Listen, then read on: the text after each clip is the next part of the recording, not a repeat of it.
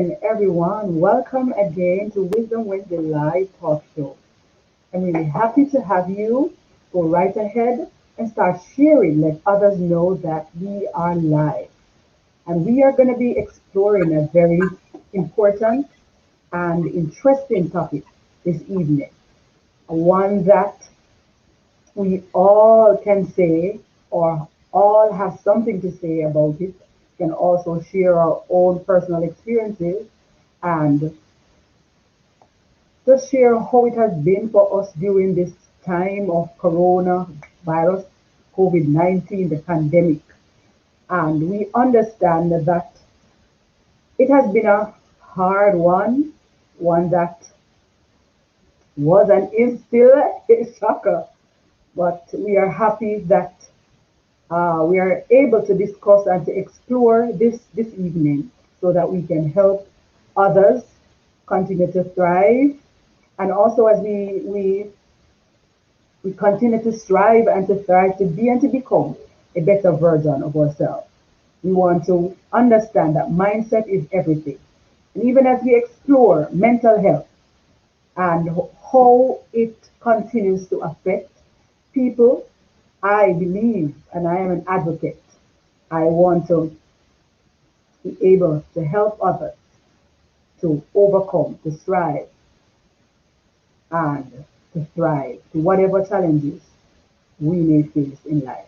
So happy to have you. Go ahead and comment, like, share, and subscribe. Hello, Phoenix. Happy to see you. How is my friend? I hope she's okay. I saw her this morning. I commented and let you know that what's my friend? Yeah, happy to have you. Hello, Deep Reasoning. Good evening. Happy to have you all. This evening I have with me a wonderful woman that is a mental health therapist.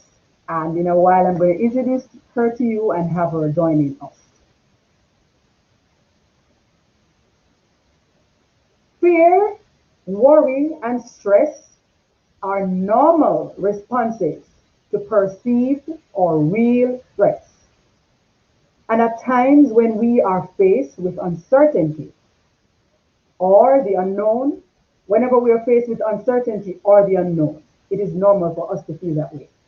So it is normal and so it is normal and it is understandable that people are experiencing fear in the context of COVID-19.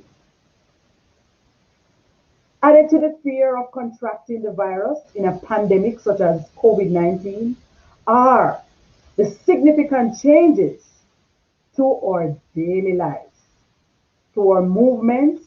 Our movements are restricted, and also we are fearful of the spread of the virus. Faced with the realities of working from home, temporary unemployment, homeschooling of children. What if I have any parent here who have already experienced that? I tell you. And also the lack of physical contact with our family members, friends, and colleagues. It is important that we look after our mental health as we do for our physical health. This evening, joining with us is Joette Warren. She is a mental health and wellness therapist. Joette obtained her education from New York University.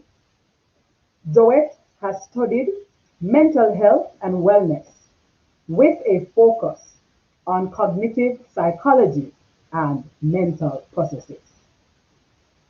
J.S. Warren Counseling and Mental Counseling Solution is her private practice where she provides telehealth, in-home, individual, and family counseling services. Her therapeutic approach derives from a faith-based, holistic approach with the use of cognitive behavioral intervention and mindfulness based on therapy. She's committed to help others to elevate towards their full potential and promote mental wellness. Help me welcome Joette Warren. Hello, Joette. How are you doing today? I'm doing great. Thank you. Thank you for having me. It's a pleasure to be here with you and everyone today. We're not hearing you, Joette. Could you? Oh my goodness. Oh, can you hear me now? We can hear you, but you're a little bit low. It's So I don't know. I think you're very soft spoken, but we want you to ump it up a little bit. okay. I'll see. I'll try to bring the computer closer. Is that better? Yes, yes, Better. Okay. yes, it is. So I was saying thank you for having me today. It is a pleasure to be here with you and your audience. Thank you for being here. I'm happy to have you too. All right, Joette, it's as we have all discussed that the pandemic or mental health, we want to take care of our mental health as much as we do take care of our physical health, even though sometimes we do lack in our physical health too. We know we need to exercise and all of those things, and we feel lazy and guilty of that. But we want to make sure that we take care of our mental health. And even as we have already explored that, we are used to feeling stressed, anxious, fearful in any situation that is real or seem to be real. But the pandemic is now one that is and has been real, and I'm sure that a lot of persons can really share that this locking away and being at home is one that is not the best. And this evening we want to explore mental health. So I'm going to allow you to just share with us, give us some brief information on what is mental health and what are the signs of mental health and how it affects person. Yeah, sure. Is the audio okay? Yes. Okay, awesome. So first to start off, what is mental health? So mental health is any form of abnormality in the mind, in the brain. Mental health, it affects your behavior, it affects your personality, it affects many things in your life. So mental health is also something that is taken very lightly in society. In movies, social media, it's often joked about mental health, but mental health is not something to joke around about. So millions of Americans have mental health, and millions of Americans are living with mental health disorders, but it's unbeknownst to them. They do not know, and they're not aware that they have mental health disorders. So how can you have a mental health disorder and not know that you have a mental health disorder? One, it could be stigma related, whereas you're in denial that you do have a mental health disorder because of the stigma that is usually attached to mental health, especially from different cultures, backgrounds, and religious affiliations. And so, unbeknownst to many people, there are actually over 200 classified mental health disorders. Wow. So that is one of the ways how you can have a mental health disorder and not even know about it. Another barrier with mental health is that mental health treatment is extremely expensive if you're living in the States and overseas, where most insurance companies will not cover for mental health treatment, nor will your medication company pay for your mental health prescriptions if that is so needed. Um, yeah. So mental health now in COVID. During the pandemic, especially if you were in the tri-state area, New York, Connecticut, Pennsylvania, those states were hit the hardest and for the longest period of time. I can only speak for those states. I'm based in New Jersey, so I know different states had different impact with COVID. Oh, and also Florida. So what happened during this period of COVID is that you went from your regular day-to-day routine where everything overnight um, changed. Overnight, everything changed. So one of the one of the things that impacts mental health is situational occurrences. And COVID was a traumatic situation. It was unprecedented, unlike anything that anyone in our generations and past generations have ever seen or lived through. It was almost as if, we were living through a textbook. It's like we were living through history. So with the sudden changes of, you know, everything being shut down, having to wear masks, the uncertainty of what is happening in the world. If you're living in the States, if you're watching CNN and watching the death toll rise daily by the end of the day by thousands and thousands and thousands, and just watching all of these death tolls and seeing all of the images on TV and being concerned and worried, wondering if I will contract COVID, what will happen to me? Should I go to the hospital? Should I not go to the hospital? Can my children get it? Will my elder parents get it? Will there be a shortage of supplies that I need? For those of us that are religious, there was that concern of, are we living in the end times? Is this the end? Is this it? Like, are we at, the last days, living in the last days? So what happened is during the pandemic, mental health when it was on the rise, and it's still right now, still very high. And due to the sudden changes, there was a shortage of counselors. There were not enough mental health counselors to provide services to individuals that needed assistance. And due to everything being switched to remote, it was very difficult for counselors and therapists to complete mental status examinations remotely, especially with a client that they have never seen before. So, and during the pandemic, mental health disorders increased by 32%. And during the pandemic, also 4 in 1 adults in the United States developed a mental health illness and disorder. The highest among those were anxiety and depression. And Okay. also to note that substance use went up 13%. Now, I would like everyone to keep in mind as well that during the pandemic, that is when marijuana became legal in many states. In the tri-state, in New York, New Jersey, marijuana is now legal, and it is, it is, it was impacted by COVID and everyone, using or relying on substances. So marijuana has been proven to help reduce anxiety, and that is just something to keep in mind. So, what would you say are some of the most common mental health disorders or challenges? So the most common mental health disorders would be anxiety, depression, and those that anxiety and depression. Those are the most common.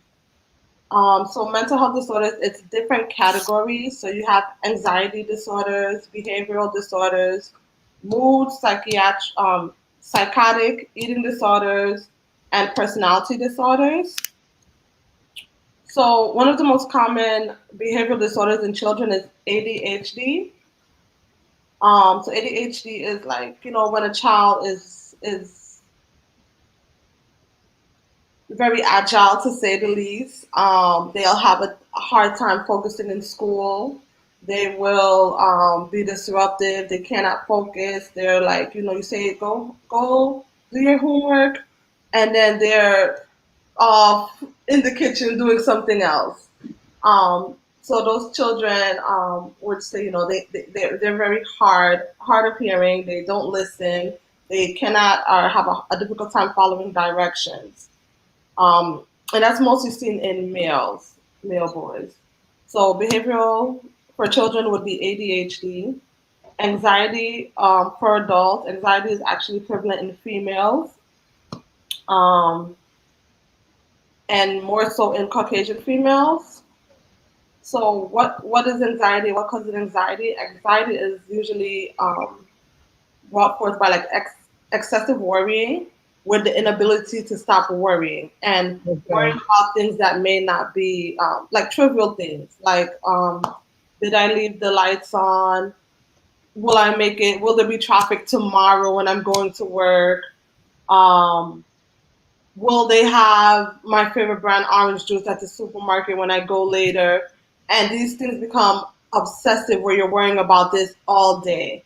And that's what you're doing all day is worrying and worrying. So with anxiety, there's different types, different kinds of anxiety disorders. One of the symptoms of anxiety disorder is a panic attack. When under a panic attack, it can come at any time, at any moment while you're driving, walking down the street, anytime, day or night, and you feel as though like you're going to die. It's like almost like an out of body experience. So you feel like you're going to die, and your heart is racing, your chest is tightening up. You feel like as though you cannot breathe, and so you may think that you're having a heart attack, but it's only an anxiety attack. Um, if you are religious, you may say like, "Oh, it's a spiritual attack," or and there are spiritual attacks. Don't get me wrong, but I'm just saying that sometimes, again, due to like the stigma with mental health, you may be suffering from anxiety, and you're just saying, "Oh, I'm being spiritually attacked all the time." No, you're having anxiety attacks. Um, so that's something to keep in mind. Anxiety. Um, and there are different kinds of anxiety. There's generalized anxiety that you may have a panic attack here and there, you may not. Um, let's see now, depressive disorder. There's different kinds of depression. And depression is one of those disorders that everybody, I can say, I believe everybody at some point have said, oh my God, oh my gosh, I'm so depressed. I'm so depressed. Oh, my life, I'm so depressed. But it's like, being a therapist, I'm like, you if you really know what depression was, you would never utter that you are depressed. So, what is depression? Depression is um, it's a crippling mental disorder. Why do I say that it's crippling? Depression has the ability to make you stay in bed for days at a time. Depression has the ability to take over your mind to the point where you're not eating, you're not showering, you cannot take care of yourself, you cannot do anything. You wake up in the morning tired, you go throughout the duration of your day feeling tired, and even if you sleep, you're still tired because it breaks down your system to that level where you have zero energy, no energy whatsoever. So when you're having a little stress, you're not depressed, okay? So when your depression becomes so bad, you may have to go to a inpatient hospital, get evaluated, and get medication for depression. So, as I said earlier, just to backtrack, there's different kinds of depression. One of the most common types of depression amongst women, and well, it has to be amongst women, it's postpartum depression. And that's like, like the baby blues after you have your baby, you can't, let's say, for example, you're not able to breastfeed. You're feeling down and out. There's no affection towards the baby, no love, no attachment. That's postpartum depression, and that can last for a few months. What is the one of the harms of postpartum depression is that if not carefully evaluated, you can end up hurting your child because you become so frustrated and you're not attached to the child. And let's say, for example, the baby is crying, you may feel as though you want to throw that baby across the room or suffocate the baby in order to get rid of, like, the crying. Um, many women experience postpartum depression. However, many women do not talk about it because it's they feel ashamed, like, oh, you have a baby. So many individuals want a baby, and now you're saying you're depressed, and you're so depressed you cannot take care of your baby. Okay. So when this happens, the female cannot take care of herself, nor the activities that she has to do for the baby on a regular basis. Usually, you will be evaluated by your OB upon your your checkup after you have your child to see if you have postpartum depression. It's it's just like a mild depression that you can experience after birth. Um, there's also something called psychiatric depression, and psychiatric depression that can also happen to a few. That happens to females too. Sometimes after giving birth, the hormones in your body change so rapidly that you go into a state of psychosis, and you can end up in psychiatric depression right after giving birth. Um, Psychiatric depression, that is again when you're not eating, not sleeping, not able to take care of yourself to the point where you're hallucinating and you're hearing voices, and your mind is totally gone. Okay. Um, and then you have seasonal depression. That may happen. Let's say you live in the States. You go from summer to winter, or fall to winter. The winter seasons usually depression is higher during the winter months. So those are the three types of depressions. Um, Yeah. And then you also have persistent depression. That's like depression that comes for a while, then it leaves, and it comes back, or something maybe triggering. Let's say the death of a loved one. Whenever that date comes about, you become depressed. Okay. So depression, it affects by different circumstances, and different situations can cause depression. Depression has a lot to do with the inability to let go. So let's say you were hurt as a child and you keep bringing that up and you keep thinking about it over and over. Those thoughts are going to eventually make you feel depressed. And if you're not careful and you do not get treatment for your depression, it can turn into, like I said, psychiatric depression, which is um, the most severe form of depression. Okay. Um, so that's depression. Eating disorders. Eating disorders affects both males and females. There's different types of eating disorders. An eating disorder could be anorexia, where you eat. No, anorexia is where you refrain from eating, and then you'll make yourself throw up because in your mind, when you look at yourself, you're fat, but in reality, you may or may not be, or you feel as though you're overweight, or you have an ideal image that you're trying to achieve. Um, Anorexia. Another one is bulimia. And then there's disordered eating. Disordered eating is when you're always on a diet, or you'll go through periods of not eating. Like okay, I'm not gonna eat for 1 week straight because I want to like lose 10 pounds. So you'll won't eat for 1 week straight, and then after that you'll say, you know what, I'm only going to drink green juice, and then after that you're like, you know what, okay, I'm gonna only eat fruits. I'm gonna do vegan, and it's like you're constantly doing these things, and after a while, that is harmful. Um, so those are the different eating disorders.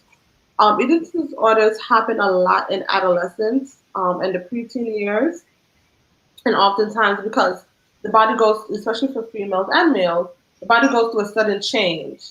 So that sudden change now, especially they don't like it, or they have a certain image in their head. So teenagers and preteens often develop eating disorders at that time. And different industries, different fields, like say models, bottle girls, people that work in clubs, singers, entertainers, those that are usually like on you know, the main stage, they usually can develop eating disorders.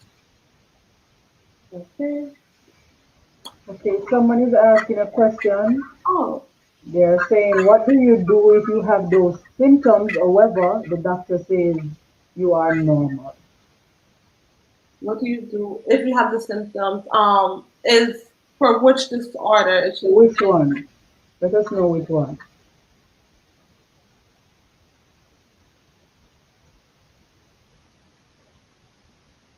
So those would have been some of the most common mental health challenges. Those So are the most common. mhm. So which one is affecting people more in the pandemic? What is statistics saying? Statistics are saying the one that affected people most in the pandemic would be eating disorder and depression. Eating disorder, sorry, anxiety, depression, eating disorder. Okay, depression is the answer. Okay, so she's asking if this individual, I think it was a female name. She believes that she may have depression, but the doctor is telling her that she is normal. Mm-hmm. Um, okay, so she's having anxiety and panic attacks. Okay. So you Okay. can have anxiety and panic attacks with depressive symptoms. That's very common. Um, if the doctor is telling her that she's normal, I would strongly suggest to get a second opinion from a different doctor to see because there's a certain criteria that you must meet to be considered to have depression or anxiety. So I would strongly recommend to get a second opinion from someone else to see if she does or does not meet the criteria. Um, Oftentimes, someone does not meet the criteria because they do not have a certain amount of symptoms, or they may not have had it for the duration that they're looking for. Let's say 5 months to be considered to say that you do have depression or you do have anxiety. Okay. Hmm.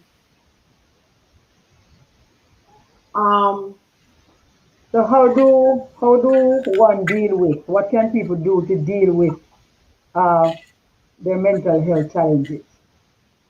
Because they would have been seeing the signs and they seeing that something is wrong. Maybe somebody for them is realizing that something is off. Or what are some of the signs and the cues that they need to get attention?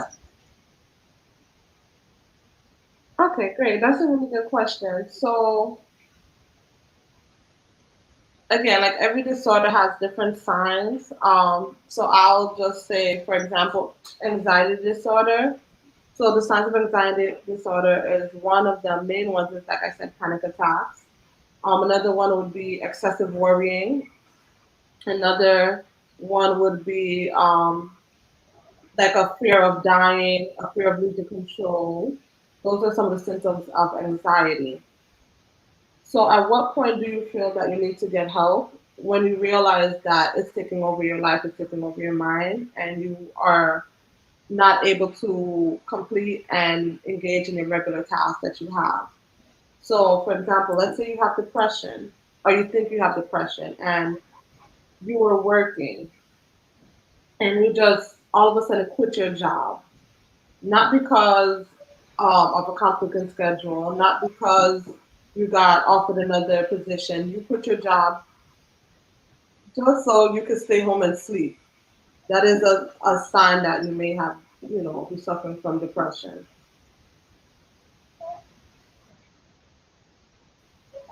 That's one of the signs.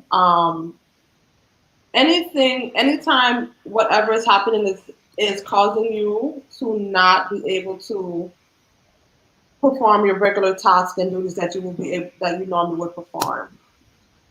If you're unable to drive to work or drive anywhere because you fear that you're going to crash, if you're not eating, not because you're on a diet, not because you're fasting, but you're not eating for 2, 3, 4 days because you have no appetite when you should have an appetite, then you know that something is wrong. Okay. Yeah.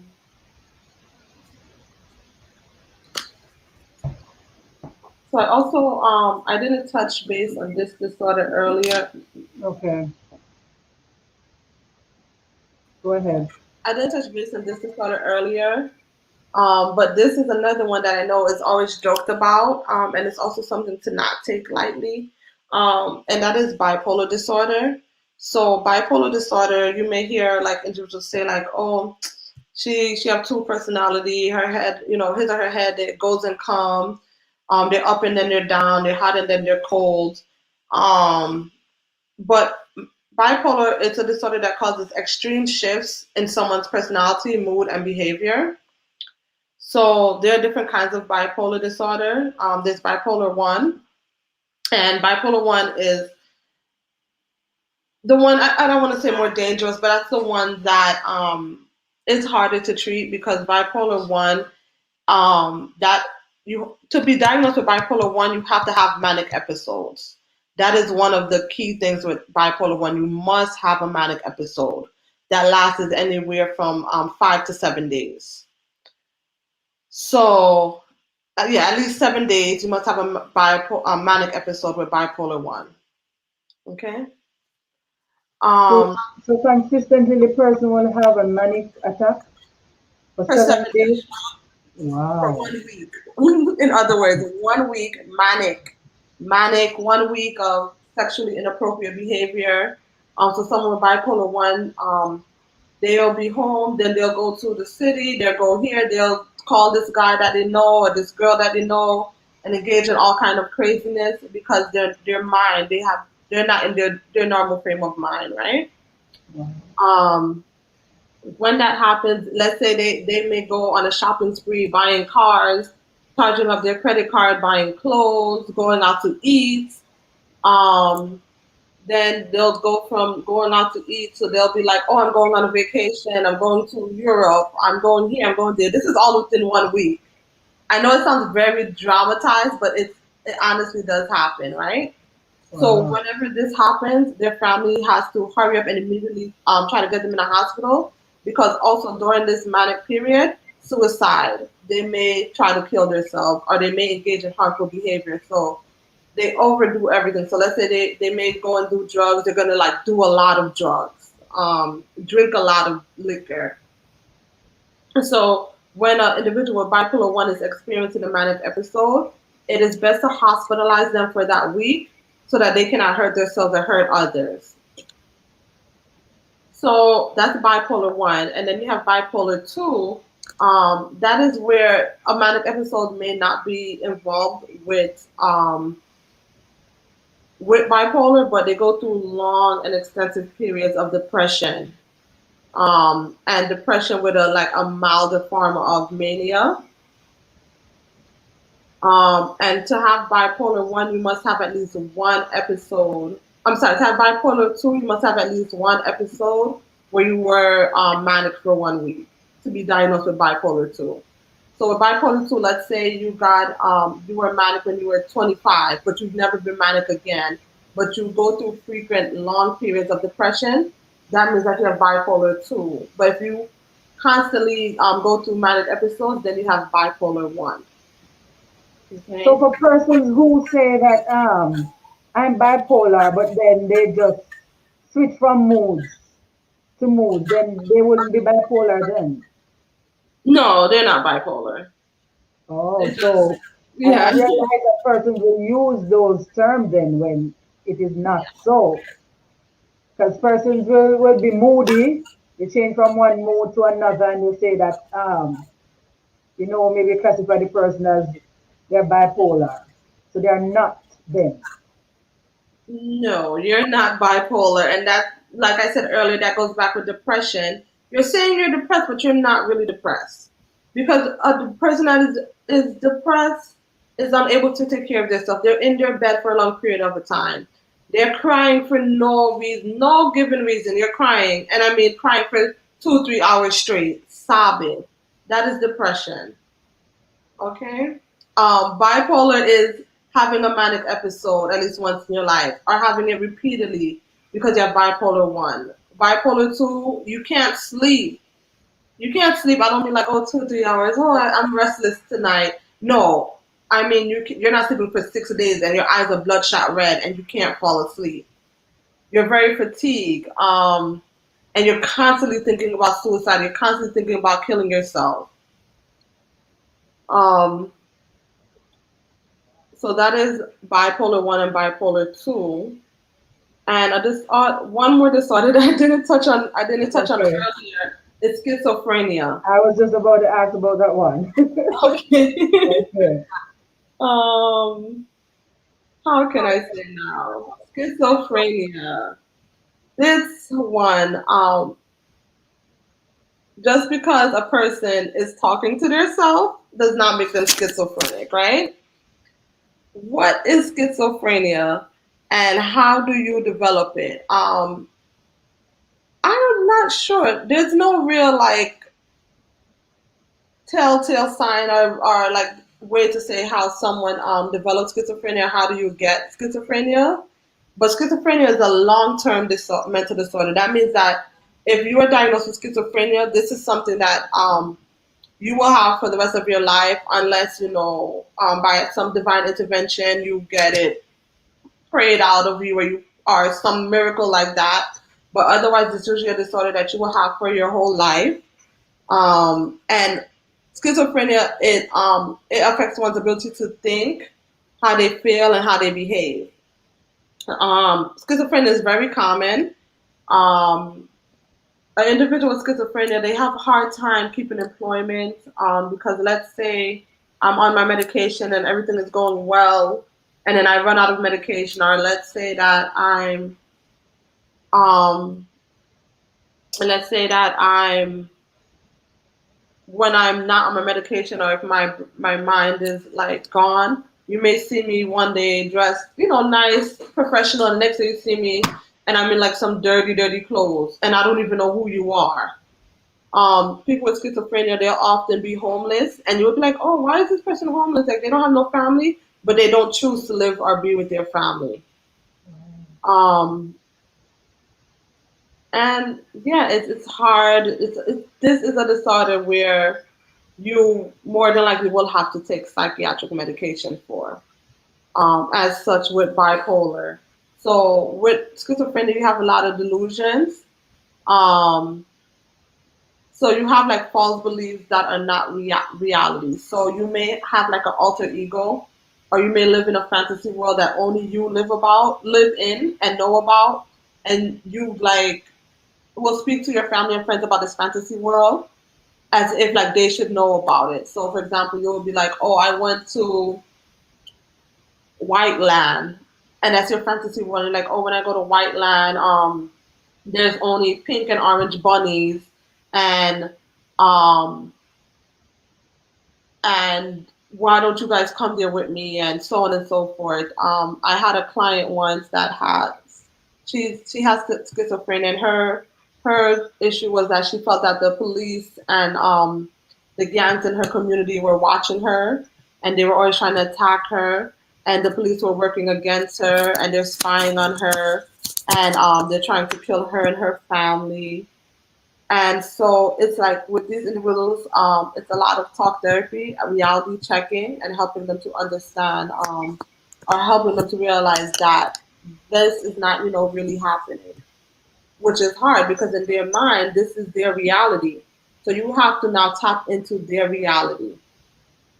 They hallucinate a lot, so they'll see things that aren't there. So, for example, with that client, she may say like, "Oh, the police are right outside my window. Like I see them," and you're like, "The police are not there." But from her viewpoint, the police are outside of her window. And they'll often sometimes be like rambling, and like their motor skills, they'll talk like like things that you can't understand, or they'll say sentences that do not like tie together. So that is schizophrenia. And experts, there's been so much research done. There's no real known cause or reason of how someone develops schizophrenia, but it has been said that maybe it could be due to childhood trauma, or a traumatic event, like going to the military maybe and seeing like your fellow soldiers, like dying in the battlefield. Those that can cause someone to develop schizophrenia. Any kind of I'm here thinking, and I'm trying to figure it out. Especially from a Jamaican culture, we like to say that people are crazy and that they are mental and all these things. But listening to these, I'm really wondering what are they manifesting then, if based on these signs and symptoms of these mental health challenges, what would they really have happening for them? Because even for the panic attacks and what is it that what is that? Is it just a symptom of a feeling, or I don't know? What would it be? Um, okay, so from like a cultural stance, I just want to make sure that I'm following correctly. So you're asking what is a panic attack? Or like Yeah. what What causes it? I'm saying that even for panic attack, for example, that we persons will say that they have panic attack, but Hmm. what is it really? Is it just a symptom, or if it is not contributing to any mental health challenge? Because if it is, for example, for bipolar, that persons will use the term and say that I'm bipolar. While I Hmm. listen to you explaining that if you're not having a manic episode for a week, you would not be considered having. But we realize that especially in the Jamaican culture, we use these terms and we say that persons are mental, persons something wrong with upstairs, all of these things. But yet, while I'm listening to you, they really don't fit the criteria of these listings of mental health challenges. So I'm kind of thinking out loud, what could it be, or what is it? Okay, okay, thanks for the clarity. I understand what you're saying. So a panic attack is excessive. A panic attack is under the umbrella of anxiety disorder. So a panic attack disorder is excessive fear. Okay. So excessive fear of something. What is that thing? That individual, through counseling, will work with their counselor or their therapist to determine what is that fear. So, okay. I know, for example, let's say, depending on where you live in the island, in Jamaica, one of your fears may be getting shot. So that now constant worrying and excessive fear if you're going to get shot can bring on panic attacks. And what a lot of people do to remedy the feeling of panic attacks, they may, smoke marijuana, they may engage in drinking. Some people bury themselves within their religion, but that is not resolving the issue at hand. So it's left untreated, and that causes more and more panic attacks. So you have to decode and figure out what is the fear, what is the root, when did you get the panic attack, at what time, what did you do that day, what did you hear, what did you see, and take it from there.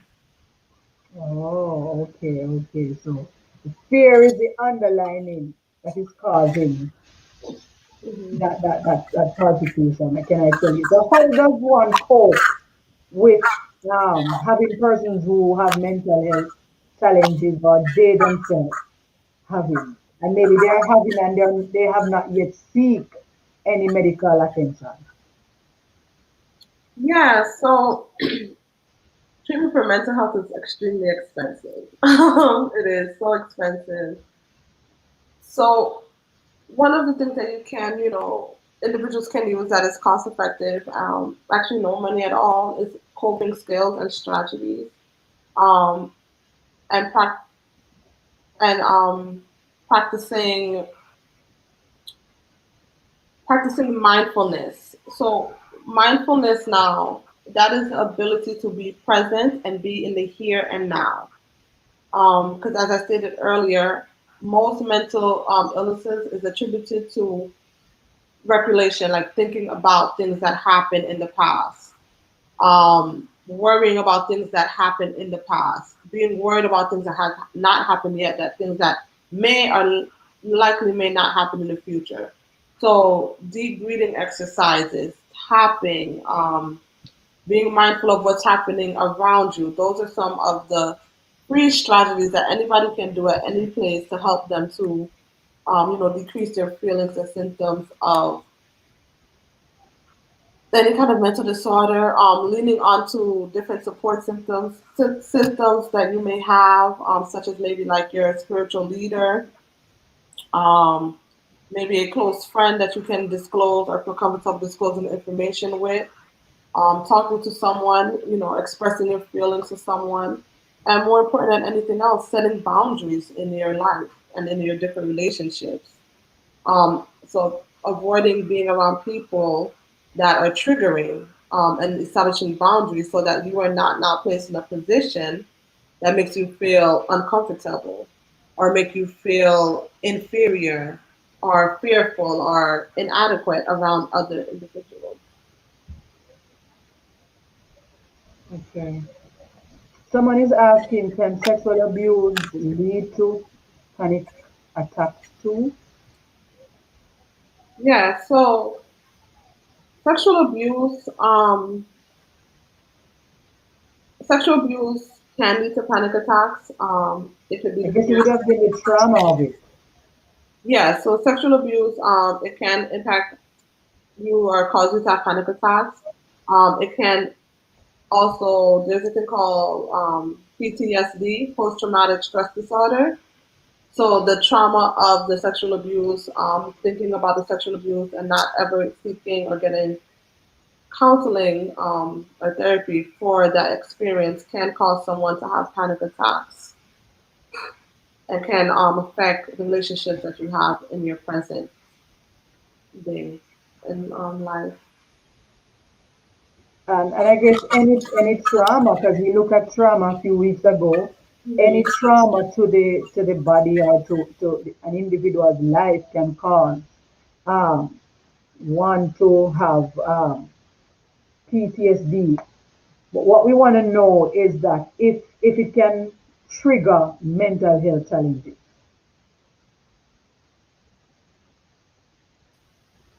Can sexual abuse trigger mental health? No, can any trauma can trauma. Okay, okay, sorry. Yes, yeah, trauma and mental health, they go hand in hand. Okay. And you have to keep in mind that what may be traumatic for you may not be traumatic for me. So let's say, for example, you have a family of 6 people, right? 4 children and 2 adults. Out of those 4 children, maybe only one child will develop a mental illness or be affected by the situations that occurred in that family home. And the other three will go on to live perfectly normal lives. And you may say, oh, Paul is too sensitive, or Paul needs to get over that. Look how many years ago that happened, or why is Paul still stuck on that story? Like, get over it. But remember, you're not Paul, and things that impact Paul may not have impacted you the same. So that's something to keep in mind. So trauma does play a role in mental health and the development of mental health disorders. The question I want to ask now is that what if someone is not, they don't necessarily have any symptoms or based on what the the outline of what the challenge, the mental health disorders are, but they are struggling mentally. What what would that be? Or would it just be maybe depression or anxiety, but it's not depression to the level of them not getting out of bed? What? Because even in this, we wanna create that, because a lot of persons are saying protect your mental health during especially a pandemic. So we wanna kind of flesh it out so persons understand that it is not that you're diagnosed, or you should say, oh, I have a mental health challenge or disorder, but help them to understand what it is that is happening, especially even in this time you're locked away. It's not that you cannot get out of bed, but there are times when you do have on and off days, and sometimes you feel like screaming. Sometimes you might go crazy for a moment, and then you are able to get back. You may even start think of ending a life. What is it that is happening to them, and how do they get help? What kind of help they need to get, and stuff like that. Yeah, so having a few off days here and there, that doesn't mean that you have like a mental disorder. So there's a symptom called acute stress. What is acute stress? That's short term stress that impacts like, the way how you're thinking. So you may have like a very, very, very stressful day. Like let's say you get in an argument with your spouse. That can cause acute stress, and that stress level can rise so quickly and so high, so fast that you may be like, I want to take my life. But that feeling of taking your life does not last for days on end. And you may say, I want to take my life, but you do not have a plan of action of how to take your life. Like if I say, okay, so you want to take your life, how are you going to do that? And you're like, oh, I don't know, probably just, I don't know, drive my car over the bridge, or I don't know, probably just, once you know they're indecisive, it's something to keep in mind, but it's not alarming. But if you're like very detailed and you have the date, time, place, and hour, and everything, then that is a sign of that this is serious and you need immediate help. But just having the thought maybe of killing yourself or killing someone else, suicidal or homicidal ideations is not a sign that you have a mental disorder. So it is, in life you will have your up days and your down days, and that is normal.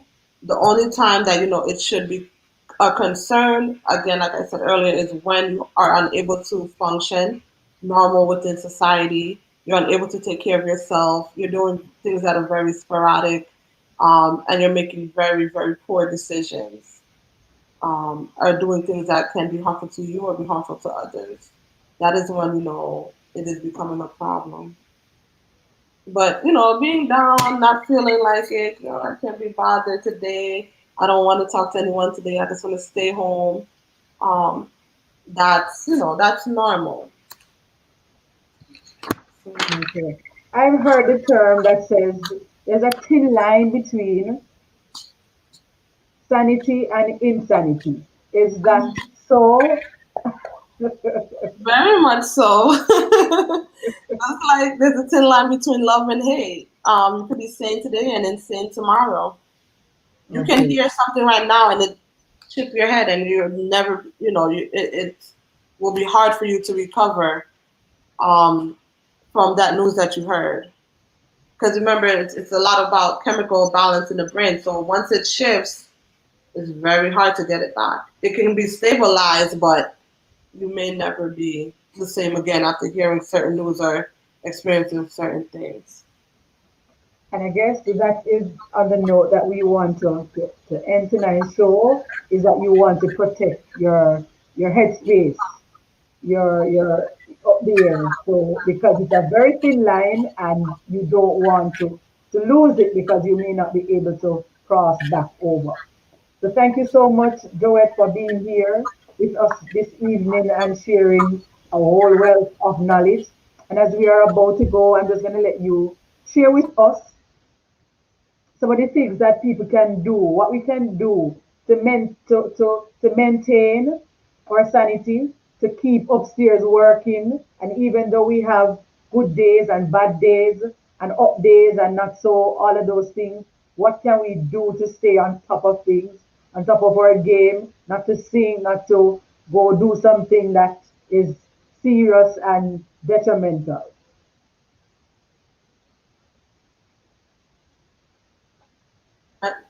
A few ways to maintain your mental health and wellness is one, eat healthy. The food you eat impacts your mood. Exercise regularly. Keep active.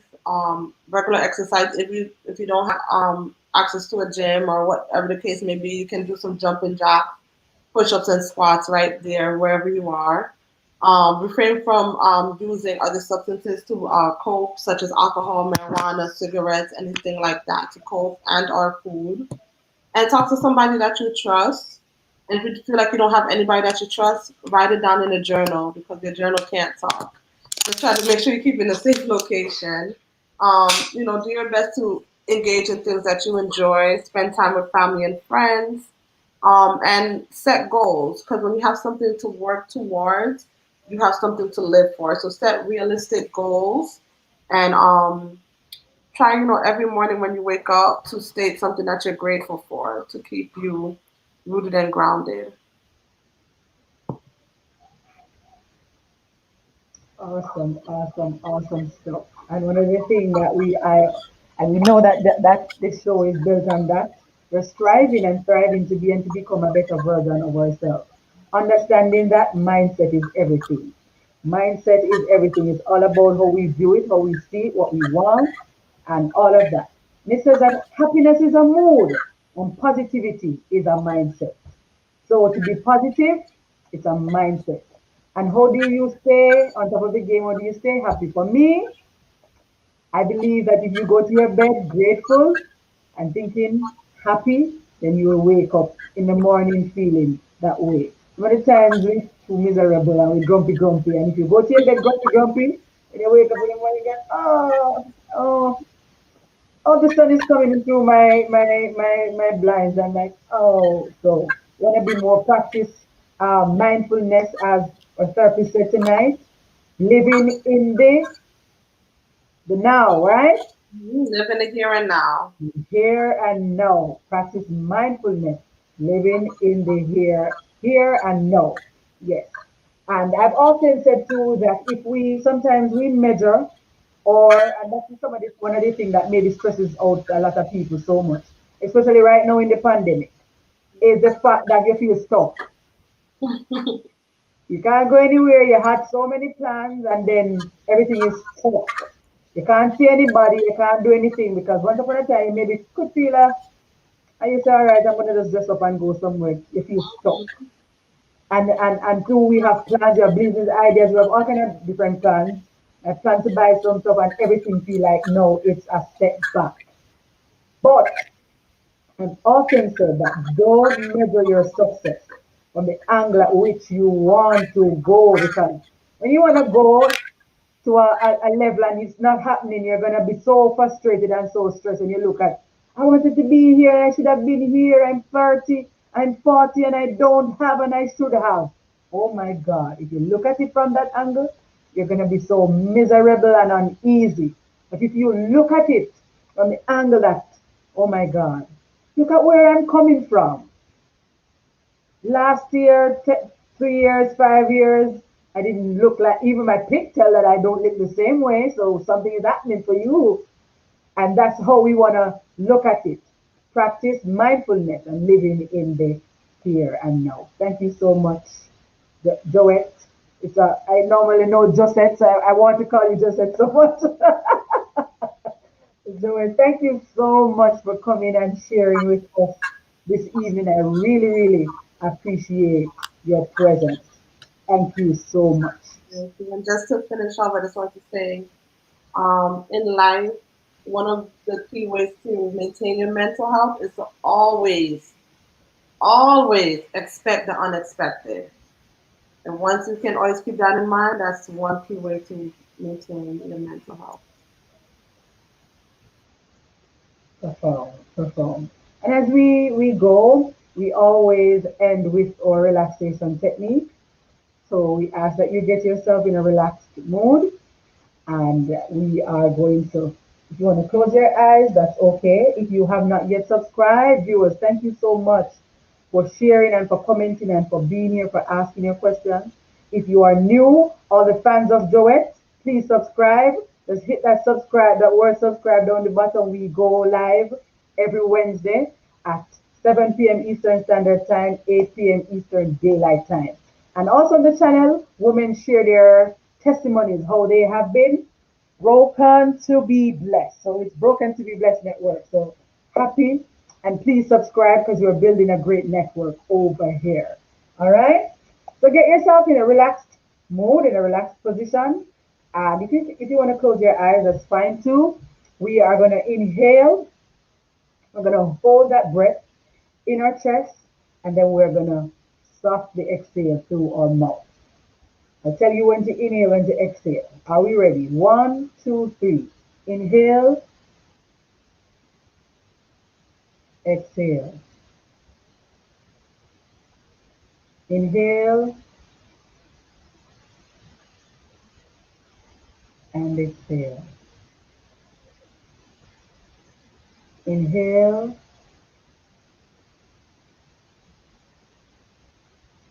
and exhale. Inhale and exhale. One last time. Inhale and exhale. Beautiful. And you can do that as often as you wish. Some of the days when you're feeling off and you're feeling like you want to go off in anxiety and panic attack and depression, just practice some breathing exercise. Thank you so much, audience. Have yourself a wonderful rest of the evening.